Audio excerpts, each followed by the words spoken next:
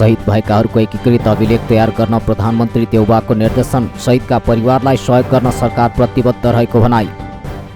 प्रधानमन्त्री शेरबहादुर देउबाले राजनीतिक आन्दोलनमा शहीद भएकाहरूको सत्य तथ्य विवरण सहित एकीकृत अभिलेख तयार गर्न निर्देशन दिएका छन्। आइतबार शहीद दिवसको अवसरमा बोल्दै प्रधानमन्त्री देउबाले राजनीतिक आन्दोलनमा शहीद भएकाहरूको सत्य तथ्य विवरणको एकीकृत अभिलेख बनाउन आवश्यक रहेको बताए। शहीद स्तम्भ लैनचौरमा आयोजना गरेको कार्यक्रममा शहीद सम्बन्धी संकलन भएको विवरण सुरक्षित राख्न जरुरी रहेको भन्दै यस विषयमा ठोस कार्य अगाडि बढाउन सम्बन्धित मन्त्रालयलाई निर्देशन दिएका हुन्। उनले शहीदहरूको योगदानलाई चिरस्थायी बनाउन सरकारले शहीदका परिवारलाई सहयोग गर्ने तथा शहीदहरूको बारेमा युवा पुस्तालाई जागरुक बनाउनु पर्ने बताए। प्रधानमन्त्री देउबाले शहीदहरूले देखेको सपनालाई साकार बनाउन सबैले आफ्नो क्षेत्रबाट लाग्नुपर्ने खाँचो रहेको भन्दै शहीदहरूको परिकल्पना अनुसारको सुन्दर र समृद्ध राष्ट्र निर्माण गरी जनतालाई गरिबी, अशिक्षा र पछौटेपनबाट मुक्ति दिलाउनु पर्ने बताए। प्रधानमन्त्री देउबाले अबको देशको गन्तव्य आर्थिक रूपान्तरण र सुशासन भएकोले राजनैतिक परिवर्तनलाई संस्थागत गर्दै लोकतन्त्र, संघीय शासन व्यवस्थालाई बलियो बनाएर मुलुकलाई चाँडै अति कम विकसित राष्ट्रबाट विकसित राष्ट्रमा रूपान्तरण गर्नुपर्ने बताए। शहीदहरूको बलिदान आहुतिबाट नै आज मुलुक संघीय लोकतान्त्रिक गणतन्त्रात्मक समावेशी शासन प्रणाली स्थापित हुन सकेको छ।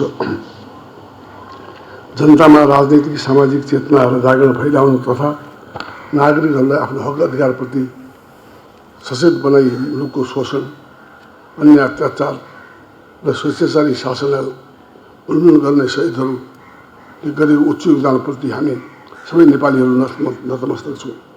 निस्वार्थ देशको रूपमा देशको हित, समुन्नति र अग्रगमनका लागि विशेष जीवन उत्सर्ग गर्ने शहीदहरूले देखेको सपनालाई साकार तुल्याउन आज हामी सबै आफ्नो क्षेत्रबाट प्रतिबद्ध भई लाग्नुपर्ने खाँचो छ।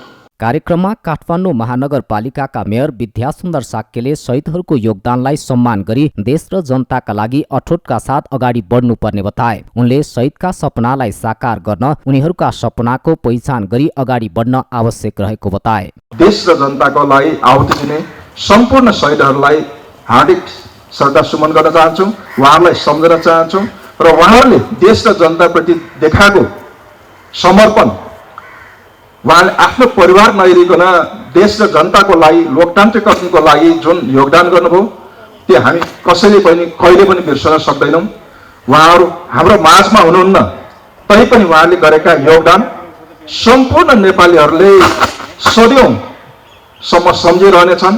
हामीभन्दा पछि आउने पुस्ताले पनि सम्झिरहनेछन् र उहाँहरूलाई सम्झेर उहाँले दिएको योगदानलाई सम्मान गर्दै त्यही बाटोलाई पहिल्याउँदै हामी सबैले पनि देश र जनताको लागि केही गर्ने अठोटका साथ अघि बढ्नुपर्छ। मेयर साक्यले काठमाडौँ महानगरपालिकाले शहीदहरूको सम्झना स्वरूप माघ 10 गते शहीद शुक्रराज शास्त्री, माघ 13 गते सिफलमा धर्मभक्त माथिमा र माघ 15 गते गङ्गालाल श्रेष्ठ र दशरथ चन्दको शालिगमा माल्यार्पण गरेको बताए। माघ 18 सम्म एमसीसी पास गराउन अमेरिकाले दबाब दिएको खुलासा। एमसीसी रोक्न संसद बैठक नै स्थगित गरेको सत्तारूढ नेताकै दाबी। अमेरिकाले नेपाललाई माघ 18 गतेभित्र अमेरिकी सहयोग सम्बन्धी सम्झौता millennium challenge compact MCC pass गर्न अल्टिमेटम दिएको छ। अन्यथा एमसीसी फिर्ता लैजाने अमेरिकाको चेतावनी छ। नेकपा एकीकृत समाजवादीका वरिष्ठ नेता झलनाथ खनालका अनुसार अमेरिकाले नेपाललाई एमसीसी अनुमोदनका लागि दिएको अल्टिमेटमको सूचना प्रधानमन्त्री समेत रहेका नेपाली कङ्ग्रेसका सभापति शेरबहादुर देउबाले दिएका हुन्। शनिबार बिहान र दिउँसो 2 पटक गरी 5 दलीय सत्ता गठबन्धनको बैठक बसेको थियो। उक्त बैठकमा प्रधानमन्त्री देउबाले अमेरिकी अल्टिमेटम बारे गठबन्धनका नेताहरूलाई जानकारी गराएका थिए। उनका अनुसार फेब्रुअरी 1 मा एमसीसी पास नगरे फिर्ता लैजाने चेतावनी अमेरिकाले दिएको छ। अमेरिकाले अल्टिमेटम दिएकाले त्यो समय घर्काउन प्रतिनिधि सभा बैठक स्थगित गरिएको पनि नेताहरूले बताएका छन्। आफूहरू संशोधन बिनै एमसीसी सम्झौता पास गर्न नहुने पक्षमा स्पष्ट रहेको पनि खनालले बताए। गत पुस 4 गते वरिष्ठ नेता खनालकै नेतृत्वमा 5 दलीय सत्ता गठबन्धनले एमसीसी बारे समान धारणा बनाउन अध्ययन समिति बनाएको थियो। अध्ययन समिति गठन गर्ने निर्णय गर्नु गठबन्धनको बैठकमा प्रधानमन्त्री देउवाले संसदको चालु अधिवेशनबाट एमसीसी पेश गर्ने प्रस्ताव राखेका थिए। तर सत्ता साझेदार दलहरूले एमसीसी यथास्थितिमा अगाडि बढाउन नहुने भन्दै प्रश्न उठाएपछि गठबन्धनले समान धारणा बनाउन भन्दै समिति गठन गरेको हो। तर गठन भएको 1.5 महिनासम्म खनाल नेतृत्वको अध्ययन समितिले समान धारणा तय गर्न सकेको छैन। वरिष्ठ नेता खनाल नेतृत्वको अध्ययन समितिमा सरकारको तर्फबाट सञ्चार तथा सूचना प्रविधि मन्त्री ज्ञानेन्द्र बहादुर कार्की, नेकपा माओवादी केन्द्रका नेता नारायण काजी श्रेष्ठ सदस्य छन्।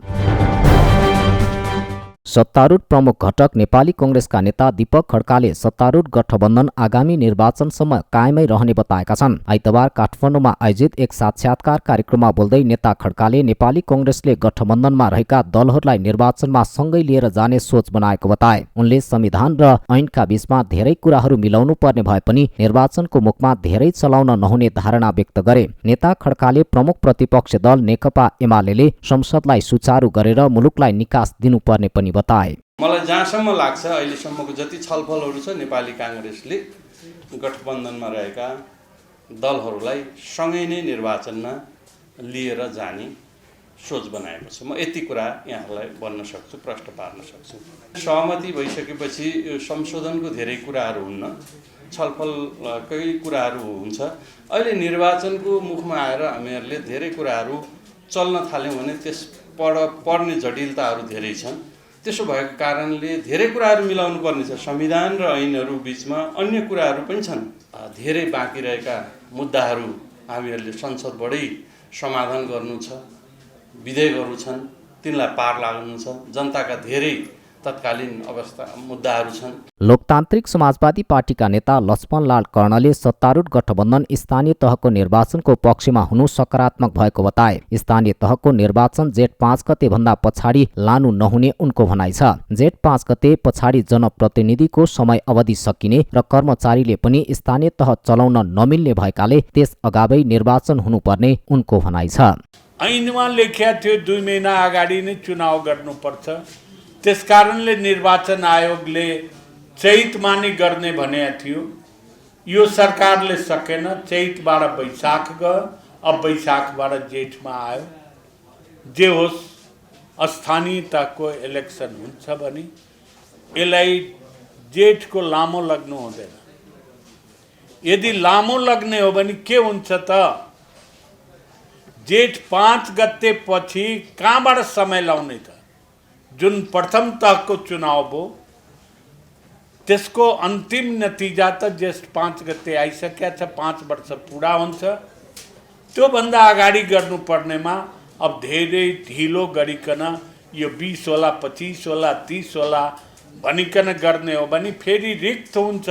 नेकपा एमालेका नेता शेरबहादुर तामाङले आगामी वैशाखभित्रै निर्वाचन गर्नुपर्ने बताएका छन्। वैशाखसम्ममा निर्वाचन गर्न सम्भव रहेको उनको तर्क छ। सरकारले छिटोभन्दा छिटो निर्वाचनको मिति तोक्नुपर्ने उनले बताए। अहिलेको गठबन्धनभित्र रहेका दलहरू आफूलाई लोकतन्त्रमाथि विश्वास राख्छ भने वैशाखभित्रै निर्वाचन गर्नुपर्छ। केही बितेको छैन। अहिले माघको 16 गते। अब तयारी गर्नलाई कुनै फरक पर्दैन। टाइम छ, हामीसँग प्रशस्त टाइम छ। चैत्र वैशाखमा निर्वाचन गर्न सक्छौँ हामी। त्यसो भएको कारणले समयको हिसाबले पनि हामीलाई कुनै प्रेसर छैन र अब कानुनको हिसाबले पनि कुनै प्रेसर छैन। त्यसो नभएको हुनाले हामी चाहिँ छिटोभन्दा छिटो निर्वाचनको तिथि घोषणा गरेर अगाडि जाओस् भन्ने पक्षमा हामी छौँ र त्यसकै हामी माग गरिरहेका छौँ। र यो कुनै पनि बहानामा संविधानसँग कानुन बाजियो भनेर गलत व्याख्या गरेर त्यो बहानामा निर्वाचन सार्ने कुरा वैशाखबाट अर्थात् वैशाखको मसान्तबाट एक दिन पनि पर जाने भनेको, जेठमा लाने भनेको निर्वाचन सार्ने नै कुरा हो। नेकपा माओवादी केन्द्रका नेता राम नारायण बिडारीले स्थानीय तह निर्वाचनको सम्बन्धमा संविधान र ऐन बाजिएको भन्दै ऐनको संशोधन गर्नुपर्ने आवश्यकता रहेको बताए। नेता बिडारीले ऐन सच्याएर मात्र निर्वाचन गर्नुपर्ने धारणा व्यक्त गरे। ऐन र संविधान बाजिया रहेछ भने सरकारले चोलाएर बस्ने कि सच्याउने? अदालत मुद्दा पर्यो भने मात्रै अदालतले अल्ट्रा भायर गर्छ। मुद्दा परेन भने सरकारले थाहा पाएपछि, सरकारमा जानकारी आएपछि, सरकारलाई पत्रकारले भनेपछि, सरकारलाई जनताले भनेपछि, सरकारलाई सांसदले भनेपछि, सरकारलाई कानुन व्यवसाय वकिल कानुनविदहरूले भनिसकेपछि के गर्नु पर्यो? सरकारले सच्याउनु पर्यो, संविधानसँग बाजिएको कानुन मिलाउनु पर्यो। किन मिलाउनु पर्ने? संविधानको धारा 1 मा लेखेको छ संविधानसँग बाजिएका कानुन अमान्य हुन्छ भनेर लेखेको छ। त्यसकारणले त्यस्तो अमान्य हुने कानुन राख्नु हुँदैन, त्यसैले संशोधन गर्नु पर्यो भने संशोधन गर्नु पर्ने कारण संविधानसँग बाजिएको ऐन राखिराख्नु भएन। नेता पिडारीले सरकारले निर्वाचन आयोगसँग परामर्श गरेर स्थानीय तहको मिति तय गर्ने बताए। शिक्षा मन्त्री पौडेलद्वारा केशर महलको निरीक्षण, सरकारको भौतिक सम्पत्ति निजी क्षेत्रलाई प्रयोग गर्न दिए कारबाही गर्ने चेतावनी। शिक्षा विज्ञान तथा प्रविधि मन्त्री देवेन्द्र पौडेलले शिक्षा मन्त्रालय मातहतमा रहेका सरकारको भौतिक सम्पत्तिहरू निजी क्षेत्रलाई प्रयोग गर्न नदिने बताएका छन्। आइतबार मन्त्री पौडेलले केशर महलको निरीक्षण गर्दै महल परिसरमा रहेको जमिन निजी क्षेत्रलाई प्रयोजनका लागि नदिने बताएका हुन्। उनले विभिन्न सञ्चार माध्यमहरूमा केशर महल बाहिरको जग्गा निजी क्षेत्रलाई प्रयोजनका लागि दिन खोजेको भन्ने समाचार प्रकाशित भएको भन्दै महलको निरीक्षण गरेको बताए। मन्त्री पौडेलले सरकारी संरचनाहरू नियम विपरीत निजी क्षेत्रलाई प्रयोगमा दिएको पाइएमा कानुन अनुसार कारबाही गरिने समेत बताए। केही बाहिर सामाजिक सञ्जालमा केही पत्रिकाहरूमा प्रकाशित भएको पनि हामीले जानकारी प्राप्त गर्यौं। कतै शिक्षा मन्त्रालय मातहतका निकायहरूले निजी क्षेत्रलाई निजी प्रयोजनको निम्ति बाहिरपट्टिको जमिन दिन खोजेको हो कि भन्ने आशयका कुराहरू आएको हुँदाखेरि शिक्षा मन्त्रालयको र मेरो आफ्नो पनि ध्यानकर्षण गरेर हामी हेरौँ, कुनै पनि प्रकारको निजी क्षेत्रलाई शिक्षा मन्त्रालय मातहतका यस प्रकारको भौतिक सम्पत्तिहरू प्रयोग गर्न दिने छैन, दिँदैन। र कहीँ कतै त्यस्तो भए गरेको प्राप्त गरेमा पनि हामी राज्यको मातहतमा ल्याउने गरी अगाडि बढ्छौँ। मन्त्री पौडेलले महलको पुनर्निर्माणमा ढिलाइ हुँदा मन्त्रालयसँग सम्बन्धित कतिपय कामहरू व्यवस्थित गर्नको निम्ति भौतिक ठाउँहरूको अभाव भएको पनि बताए। उनले अबको 6 महिनाभित्रमा केशर महलको काम सक्ने गरी लाग्न पनि निर्देशन दिएका छन्। 2072 सालको भूकम्पबाट क्षतिग्रस्त महलको पुनर्निर्माणको काम जारी रहेको छ। केशर महलको पुनर्निर्माणपछि त्यहाँको संरचनालाई कसरी प्रयोग गर्ने भन्ने बारेमा सुझाव दिन गठित कार्यदलले तयार पारेको अध्ययन प्रतिवेदन प्रारूप बारेको छलफलमा स्वप्न बगैँचा विकास समितिलाई केशर महल विकास समिति बनाएर भौतिक संरचनालाई व्यापारिक कार्यमा प्रयोग गर्ने प्रतिवेदनको मस्यौदामा समावेश गरिएको बताए। केशर महल 34 रोपनी 2 आना 1 बैसा 3 दाम क्षेत्रफलमा फैलिएको छ भने त्यहाँ स्थित स्वप्न बगैँचा 8 रोपनी क्षेत्रफलमा फैलिएको छ। सरकारले खानेपानी महसुल निर्धारण आयोग गठन प्रक्रिया अगाडि बढायो, समय सापेक्ष वैज्ञानिक बनाउने मन्त्री चौधरीको प्रतिबद्धता।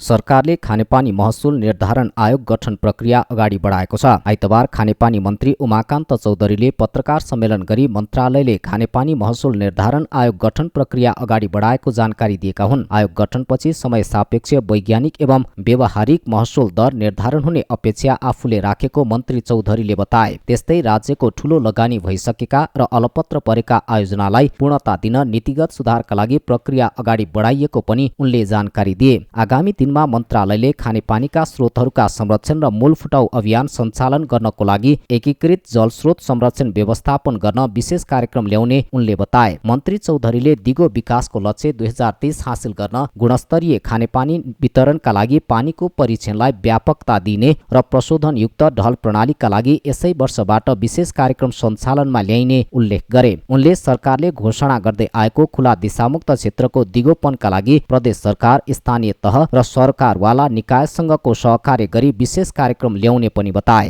भूकम्प, जलवायु परिवर्तनको असरका कारण पानीको स्रोत मुहान सुक्दै गएको र भूमिगत पानीको सतह घट्दै गएकोमा निकट भविष्यमा खानेपानीका स्रोतहरूको संरक्षण र मूल फुटाउ अभियान सञ्चालन गर्नका लागि मन्त्रालयले एकीकृत जल स्रोत संरक्षण व्यवस्थापन गर्न विशेष कार्यक्रम ल्याउने जानकारी गराउन चाहन्छु।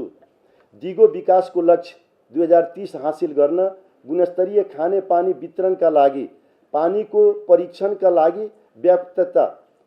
व्यापकता बढाइनेछ भने प्रशोधनयुक्त ढल प्रणालीको लागि यसै वर्षबाट विशेष कार्यक्रम सञ्चालनमा ल्याइने जानकारी गराउन चाहन्छु।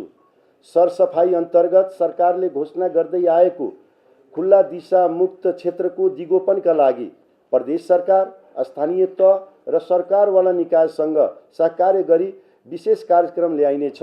मन्त्री चौधरीले हाल अस्थायी उपायका रूपमा मेलम्चीको पानी पथान्तरण गरी काठमाडौँ उपत्यकामा ल्याउन निर्माण कम्पनी सिनो हाइड्रोसँग आवश्यक प्रक्रिया पूरा गरी ठेक्का सम्झौता गरिसकेको बताए। निर्माण कम्पनी निर्माण स्थलमा परिचालित भई काम सुरु गरिसकेको उनको भनाइ छ। त्यसैगरी एडिबीले मेलम्चीमा आएको बाढी र पहिरोको क्षतिको विवरण, त्यसको कारण र स्थायी समाधानका उपायका लागि जलाधार संरक्षण गर्ने विषयमा अध्ययन गरिरहेको र प्रतिवेदन प्राप्त भएपछि आवश्यक कार्ययोजना बनाई कार्यान्वयन गरिने उनले जानकारी दिए। मेलम्चीको पानी उपत्यकामा वितरण गर्ने प्रणालीलाई चुस्त र दुरुस्त गर्न मेलम्ची सब प्रोजेक्ट 2 अन्तर्गत हालै 100 किलोमिटरको सर्ट रन टेस्ट सम्पन्न भएको र हालसम्म जम्मा 350 किलोमिटरको सर्ट रन टेस्ट पूरा भई पानी सञ्चालनका लागि तयारी पूरा भएको उनले स्पष्ट पारे। मन्त्री चौधरीले तराई मधेसका जिल्लाका विपन्न घरधुरीमा खानेपानीको व्यवस्थापनका लागि तराई मधेस ट्युबवेल तथा स्वच्छता विशेष कार्यक्रम सञ्चालनमा ल्याइएको बताए। सो कार्यक्रम स्वीकृत भई यसै आर्थिक वर्षमा बजेट विनियोजन भई कार्यक्रम सञ्चालन गरिएको उनले बताए। हाल अस्थायी उपायको रूपमा मेलम्चीको पानी पथान्तरण गरी काठमाडौँ उपत्यकामा ल्याउन निर्माण कम्पनी सिनो हाइड्रोसँग आवश्यक प्रक्रिया पूरा गरी ठेक्का सम्झौता गरिसकिएको छ। निर्माण कम्पनी हाल निर्माण स्थलमा परिचालित भई काम सुरु गरिसकेको जानकारी गराउन चाहन्छु। मैले यस मन्त्रालयको जिम्मेवारी सम्हाल्दा मेलम्चीको बाढी पहिरोले आयोजना स्थलसम्म पुग्ने पहुँच मार्ग पूर्ण रूपमा क्षतिग्रस्त थियो। नेपाल सरकारले 2078 साउन 11मा सिन्धुपाल्चोक जिल्लालाई 2078 असोज मसान्तसम्म लागू हुने गरी विपद सङ्कटग्रस्त क्षेत्र घोषणा गरेकाले तत्कालीन अवस्थामा आयोजनाको सम्बन्धमा केही गर्न सकिने अवस्था थिएन। हालै नारायणी, नवलपुर, भरतपुर र दाङमा सह लगानी खानेपानी तथा सरसफाईको आयोजनाहरू सम्पन्न भएको प्रगति विवरण मन्त्री चौधरीले सार्वजनिक गरे। शहरी खानेपानी तथा सरसफाई आयोजना अन्तर्गत कञ्चनपुरमा सिद्धनाथ बैजनाथ शहरी खानेपानी आयोजना सम्पन्न भएको, थोक खानेपानी बल्क वाटर वितरण प्रणाली अन्तर्गत कर्णाली सुनकोशी मरिनको अध्ययन भइरहेको तथा राप्ती, नारायणी, कोशी र महाकालीको अध्ययनका लागि परामर्शदाता छनौट गर्ने कार्य प्रक्रियामा रहेको मन्त्रालयले जनाएको छ। त्यसैगरी काठमाडौँ उपत्यकामा खानेपानीको वैकल्पिक व्यवस्थापनका लागि मन्त्रालयको पहलमा सिस्नेरी स्रोतको सम्भाव्यता अध्ययन भइरहेको र भक्तपुरको महादेव खोला जलाशय युक्त खानेपानीको अध्ययनका लागि खरिद प्रक्रिया पनि अगाडि बढाइएको मन्त्रालयले जनाएको छ। खानेपानी तथा ढल व्यवस्थापन विभाग अन्तर्गत विभिन्न आयोजनाका 15 योजनाहरूको खरिद प्रक्रिया सम्पन्न भई निर्माण चरणमा रहेको पनि उनले जानकारी दिए। सरकारले वैदेशिक रोजगारका समस्या तत्काल सम्बोधन हुने गरी कल सेन्टर स्थापना गरेको छ। श्रम, रोजगार तथा सामाजिक सुरक्षा मन्त्री कृष्ण कुमार श्रेष्ठले आइतबार सिंहदरबार स्थित मन्त्रालय प्राङ्गणमा सेवाग्राहीको गुनासो सुनवाई गर्दै सो कल सेन्टरको शुभारम्भ गरेका हुन्। कल सेन्टरमा सेवाग्राहीको गुनासो तत्काल सुनवाई गर्नको लागि 1141 अर्थात् 166001500005 निशुल्क टेलिफोनको व्यवस्था गरिएको छ भने कल सेन्टर @feb.gov.np इमेलको पनि व्यवस्था गरिएको छ। नेपाल वैदेशिक रोजगार बोर्डको कार्यालयमा भएको कल सेन्टरले प्रभावकारी ढङ्गले काम गर्न नसकेको पाइएपछि मन्त्रालय आफैले सो कल सेन्टर स्थापना गर्नुपरेको मन्त्री श्रेष्ठले बताए। उनले कल सेन्टरमा गुनासो आउने बित्तिकै तत्काल सम्बोधन गर्ने प्रतिबद्धता पनि जनाएका छन्। मन्त्री श्रेष्ठले करिब 1 महिना यता भिजिट भिजामा गएकाहरूलाई बिचौलियाहरूले ठगी गरी विभिन्न देशमा अलपत्र पारेपछि ती समस्या तत्काल सम्बोधन हुने गरी काम गर्न पनि कल सेन्टरको आवश्यकता महसुस गरिएको स्पष्ट पारे। नेपाल सरकारको गृह मन्त्रालयमा गृहमन्त्रीज्यूको अध्यक्षतामा हामी एउटा मिटिङ बसिसकेपछि त्यहाँ एउटा कार्यदल गठन गरेर अहिले त्यो कार्यदलले पनि साँच्चै यो वैदेशिक रोजगारका समस्याहरू के हुन्, यसलाई कसरी सुधार गर्न सकिन्छ भनेर सिङ्गो नेपाल सरकार लागिरहेको बेलामा प्रत्यक्ष रूपमा यो श्रम, रोजगार तथा सामाजिक सुरक्षा मन्त्रालयसँग जोडिएको हुनाले यसलाई अझ प्रभावकारी बनाउनको लागि आज हामीले बोर्डबाट चाहिँ वैदेशिक रोजगार बोर्डबाट यहाँ हामीले 24 घण्टा कम्तीमा पनि शिफ्ट गरेर 24 घण्टामा लगभग 6 जना जति कर्मचारी साथीहरू राखेर यसलाई प्रभावकारी। उक्त अवसरमा मन्त्री श्रेष्ठले वैदेशिक रोजगारीमा गएकाहरूबाट ठगी गरिएको असुल गरिएको रकम तत्काल फिर्ता दिन पनि बिचौलियाहरूलाई अपिल गरेका छन्। उनले त्यस काममा सहयोगी भूमिका निर्वाह गर्न सञ्चार माध्यमहरूलाई पनि पटक पटक आग्रह गरे। जे जसरी लैजानु भएको भए पनि तपाईहरु एउटा नैतिकताको आधारमा आफ्नो चाहिने नेपाली दाजुभाइलाई यसरी मैले ठग्न हुन्थेन, झुक्याउन हुन्थेन भन्ने मनन गरेर म अनुरोध गर्न चाहन्छु, सिङ्गो मन्त्रालयको टिमबाट अनुरोध गर्न चाहन्छु कि तपाईहरूले आफूले चाहिने लगेका चाहिने भनौँ विभिन्न प्रलोभन देखाएर लगेका नेपाली दाजुभाइ दिदीबहिनीहरूलाई ससम्मान फिर्ता गर्ने र आफूले लिएको पैसा चाहिने फिर्ता गर्नको लागि पनि यो आजको यो कार्यक्रम मार्फत म हार्दिक अनुरोधका साथै अपिल पनि गर्न चाहन्छु। 6 जना कर्मचारीहरूले सो कल सेन्टरबाट 24 घण्टा सेवा दिनेछन्। मन्त्रालयका सचिव एक नारायण अर्यालले वैदेशिक रोजगारीमा गएकाहरूको गुनासो सुनवाई गरी तत्काल समाधान गर्नको लागि आवश्यक सुझाव दिन पनि सम्बन्धित सबै पक्षलाई आह्वान गरे। उनले सो कल सेन्टरले वैदेशिक रोजगारको क्षेत्रमा देखिएका विकृतिलाई न्यूनीकरण गर्दै लैजाने विश्वास समेत व्यक्त गरे।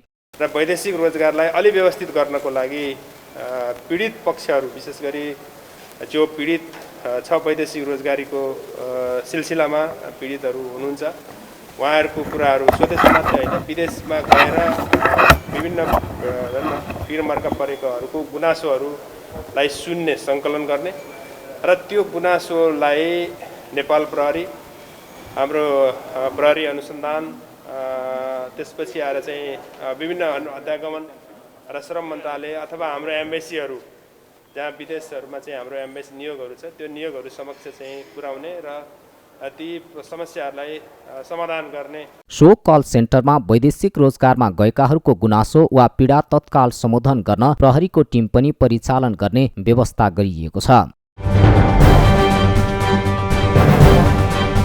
कोरोना परीक्षण घटेसँगै संक्रमित पनि घटे। 3500 जनामा संक्रमण पुष्टि हुँदा 32 जनाको मृत्यु। नेपालमा थप 3540 जनामा कोरोना भाइरस संक्रमण पुष्टि भएको छ। पछिल्लो 24 घण्टामा एन्टिजेन र पीसीआर विधिबाट 13145 जनाको नमुना परीक्षण गर्दा 3540 जनामा संक्रमण पुष्टि भएको स्वास्थ्य तथा जनसङ्ख्या मन्त्रालयले जनाएको छ। पीसीआर परीक्षणबाट 3049 जना र एन्टिजेन परीक्षणबाट 491 जनामा संक्रमण पुष्टि भएको हो। यससँगै नेपालमा कोरोना संक्रमितको संख्या 9,50,932 पुगेको छ। पछिल्लो 24 घण्टामा 6359 जना संक्रमण मुक्त भएका छन्। यससहित संक्रमण मुक्त हुनेको संख्या 8,54,000 पुगेको छ। सक्रिय संक्रमितको संख्या 83,979 रहेको मन्त्रालयले जनाएको छ। कोरोना संक्रमणबाट थप 32 जनाको मृत्यु भएको स्वास्थ्य तथा जनसङ्ख्या मन्त्रालयकी प्रवक्ता डाक्टर संगीता मिश्राले जानकारी दिइन्। वीरेन्द्र सैनिक अस्पतालबाट आइतबारसम्म 12 जनाको मृत्यु भएको तथ्याङ्क प्राप्त भएको छ। त्यस्तै माघ 13 देखि 16 गतेसम्म विभिन्न अस्पतालमा 20 जनाको मृत्यु भएको मन्त्रालयको भनाइ छ। यो सहित नेपालमा कोरोनाबाट मृत्यु हुनेको संख्या 11,735 पुगेको छ। हाल नेपालमा 83,979 जना सक्रिय संक्रमित रहेको मन्त्रालयले जनाएको छ। जेठमा निर्वाचनको खबरले शेयर बजारमा उछाल। नेप्से 105 अङ्कले बढ्दा 6 अर्ब 32 करोडको कारोबार। हप्ताको पहिलो दिन आइतबार शेयर बजार 100 अङ्कभन्दा धेरैले बढेर हरियो भएको छ। शेयर बजार परिसूचक नेप्से 105.55 अङ्कले बढेर 2885.53 बिन्दुमा पुगेको हो। सबै समूहको शेयर बढेको छ। विकास बैंक, जलविद्युत, फाइनान्स, माइक्रो फाइनान्स र बीमा समूहको शेयर उच्च अङ्कले बढेको छ। 231 कम्पनीका 1 करोड 81 लाख किता शेयर 6 अर्ब 32 करोड रुपियाँमा किनबेच भएको छ। यसअघि गत बिहिबार जम्मा 3 अर्ब 34 करोडको मात्र शेयर किनबेच भएको थियो। सबैभन्दा धेरै अपी पावर कम्पनीको 26 करोड 15 लाख रुपियाँको शेयर किनबेच भएको छ। विन नेपाल, लघुवित्त, लिबर्टी इनर्जी, शिवश्री हाइड्रो, निफ्रा र बुद्धभूमि हाइड्रोको शेयर 10% ले बढेर सकारात्मक सर्किट लागेको छ। बैंकिङ 46, विकास बैंक 318, फाइनान्स 152, होटल तथा पर्यटन 141, जलविद्युत 182, लगानी 5, जीवन बीमा 548, उत्पादन 197, लघुवित्त 173, निर्जीवन बीमा 431, अन्य 83 र व्यापार उपसमूह 146 अङ्कले बढेका छन्। 231 मध्ये 11 वटा कम्पनीको शेयर मूल्य सामान्य घटेको छ। शनिबार बसेको सत्तारूढ गठबन्धनको बैठकले जेठभित्रै स्थानीय तहको चुनाव गर्ने निर्णय गरेपछि सकारात्मक खबरले शेयर बजार बढेको अनुमान गरिएको छ।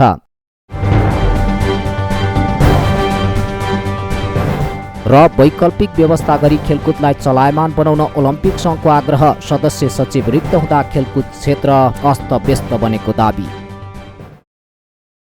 नेपाल ओलम्पियन सङ्घले राष्ट्रिय खेलकुद परिषद राखेप गत 2 महिनादेखि खेलकुद गतिविधि ठप्प भएको भन्दै वैकल्पिक व्यवस्था गरेर भए पनि खेलकुदलाई चलायमान बनाउन आग्रह गरेको छ। सङ्घका अध्यक्ष दीपक विष्टद्वारा हस्ताक्षरित विज्ञप्तिमा सदस्य सचिवको विवाद कानुनी रूपमा किनारा नलाग्दासम्म वैकल्पिक व्यवस्था गरेर खेलकुदलाई पुनः चलायमान बनाउन आग्रह गरेका हुन्। चीनमा एसियाली खेलकुद प्रतियोगिता, 9औं राष्ट्रिय खेलकुद प्रतियोगिता, 14औं साग र अन्य अन्तर्राष्ट्रिय प्रतियोगिताको तयारीमा जुट्नुपर्ने समयमा कार्यकारी निकायमा सदस्य सचिव नहुँदा दैनिक काममा असर परेको विज्ञप्तिमा भनिएको छ। साथै विज्ञप्तिमा परिषदका सदस्य सचिवको बर्खास्ती र नयाँ सदस्य सचिवको नियुक्तिका विषयमा पनि सर्वोच्चमा परेको रिटको सुनवाई समयमा हुन नसक्दा समग्र खेलकुद अनिर्णयको बन्दी बनेको उल्लेख छ। परिषदको नियमित काममा फर्काउन नेपाल सरकार र सम्बन्धित निकाय युवा तथा खेलकुद मन्त्रालयको पनि ध्यानाकर्षण गराइएको छ। अझै यो अवस्था कायम रहे समग्र खेलकुदमा नकारात्मक असर पर्ने विज्ञप्तिमा भनिएको छ।